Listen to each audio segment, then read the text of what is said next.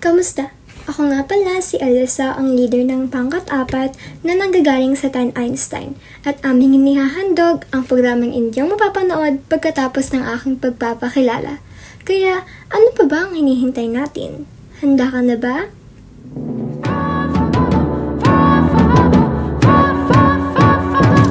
Masaya ako since nakatulong tayo sa mga nakuha nating materials, bote, carton, and many more. Mas magagamit ang programa na ito para bilang regalo sa mga nanay for this Mother's Day.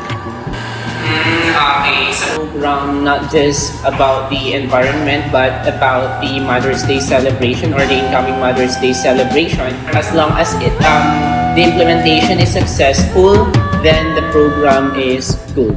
Okay, at pwede ring gawin or pwede ring ipagpatuloy.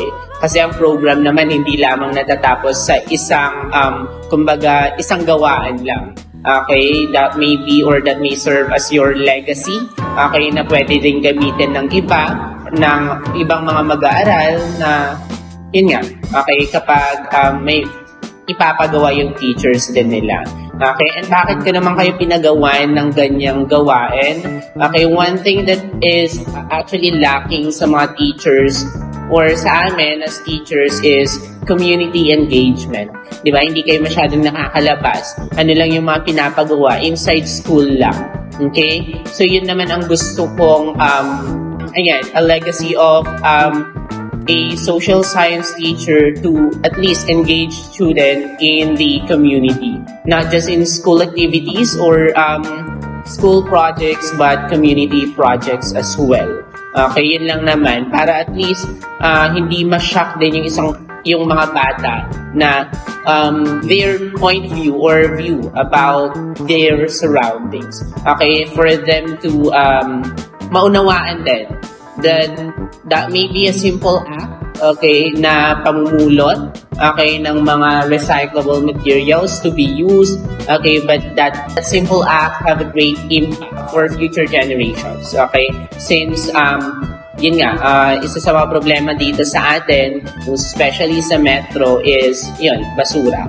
Okay, so anong kailangan mong gawin sa basura para mas maging kapakipakinabang siya? Okay, since yun nga, I'm a social science teacher, and in Ludon, being a social science is that, okay, isang synonymous to social worker. Okay, na kailangan mo ring, okay, alamin, okay, what are the societal problems to be solved. Yun lang.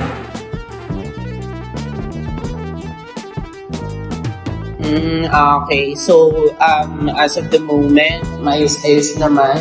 So siguraduhin lang natin na yung mga nakalap nating mga recyclable materials ay magagamit lahat. Baka mamaya yung most of the materials ay maitatapon lang din naman. At since the main objective of the program is to reduce waste and to reuse the waste, okay, or recycle the waste or upcycle if kaya pa.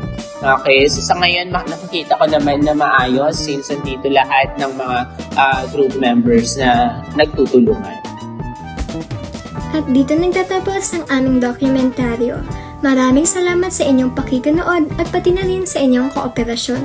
Muli, ako si Alyssa at kami ng mga miyembro ko ng KKK ay nagpapasalamat sa inyo. Bye-bye! Hindi ganyan ang outfitan ng mga magpapalito. Tsaka hindi ganyan ang hawak ng